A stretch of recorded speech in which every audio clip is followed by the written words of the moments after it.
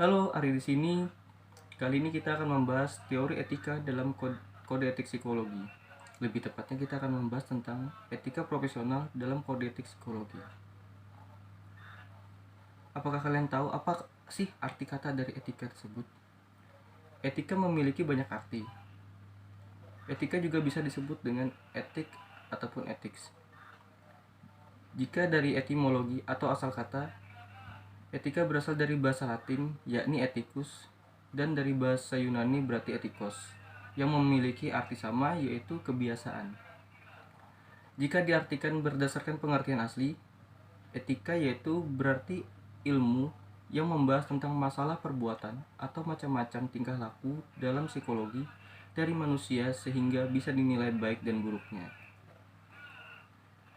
Etika profesional di sini adalah kajian tentang perilaku dan praktik individu ketika melaksanakan pekerjaan profesionalnya. Praktisnya seperti ini, setiap organisasi memiliki kode etik yang resmi.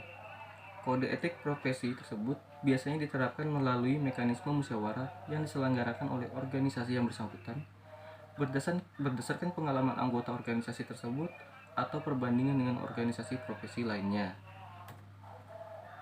Masing-masing cabang menunjukkan karakteristik isu dan masalah umum yang timbul sehubungan dengan praktik dan kode etik dari profesi yang bersangkutan, dan mendefinisikan tanggung jawab umum mereka kepada masyarakat, seperti kontribusi yang diberikan kepada masyarakat, kepatuhan terhadap harapan masyarakat dengan profesi tersebut, kejujuran dan kerahasiaan profesi, dan lain-lain.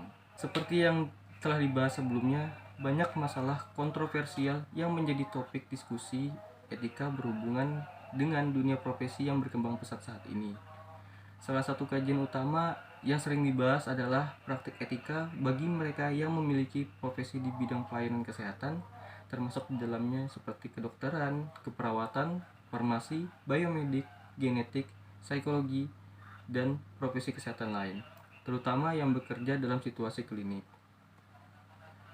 Pekerjaan di bidang kesehatan berada dalam posisi khusus yang berhadapan dengan situasi hidup dan mati. Tidak mengherankan jika etika dalam profesi pelayanan kesehatan lebih ekstrim dan berbeda dibandingkan dengan etika terapan lainnya pada profesi yang lain. Bidang profesi yang berhubungan dengan kehidupan sosial kemasyarakatan juga menerapkan serangkaian etika dalam melaksanakan pekerjaannya. Etika yang diterapkan pada struktur keluarga, peran seksualitas, dan bagaimana masyarakat memandang peran individu menimbulkan berbagai bidang etika yang berbeda dan bersifat mandiri seperti feminisme. Contoh dari topik dalam bidang profesi ini adalah aborsi, eutanasia, percobaan vaksinasi, penelitian pembiakan sel, tes pada hewan, penelitian kedokteran, asas kesediaan, hak-hak pasien, otonomi, dan rasio pelayanan kesehatan, serta yang lainnya. Saat ini psikologi sebagai suatu bidang profesi yang terus berkembang pesat hingga saat ini, dengan tumbuhnya berbagai divisi atau ikatan minat di dalamnya. Di lingkungan klinik berkembang ikatan minat yang membahas tentang psikologi klinik, baik klinik anak maupun dewasa.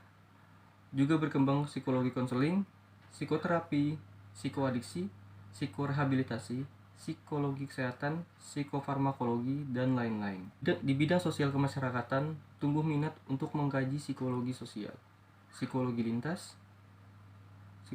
budaya, psikologi politik, psikologi perdamaian dan resolusi konflik, psikologi militer, dan kepolisian. Khusus dalam lingkungan bisnis, berkembang psikologi industri, psikologi organisasi, psikologi ekonomi, psikologi periklanan, dan lain-lain. Psikolog pemerhati lingkungan mengembangkan psikologi lingkungan.